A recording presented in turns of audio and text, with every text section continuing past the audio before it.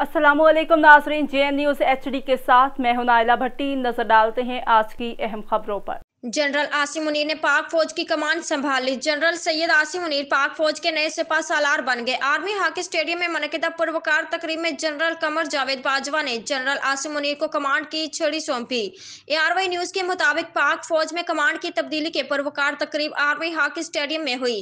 तकरीब का आगाज तलावत कलाम पाक और उसके बाद कौमी तराना पढ़ने से किया गया। तकरीब में सबकदोश होने वाले army chief general Qamar Javed Bajwa ने जनरल आसिम मुनीर को कमांड की छड़ी सौंपी, जिसके बाद वो पाक फौज के सरबराह बन गए। इससे कबल जनरल कमर जावेद बाजवा ने एजाजी गार्ड का मुआयना किया और तकरीब से खिताब किया। तकरीब में पाक फौज के बैंड ने मिली नगमों और इलाकाई नगमों पर खूबसूरत धुनें पेश की।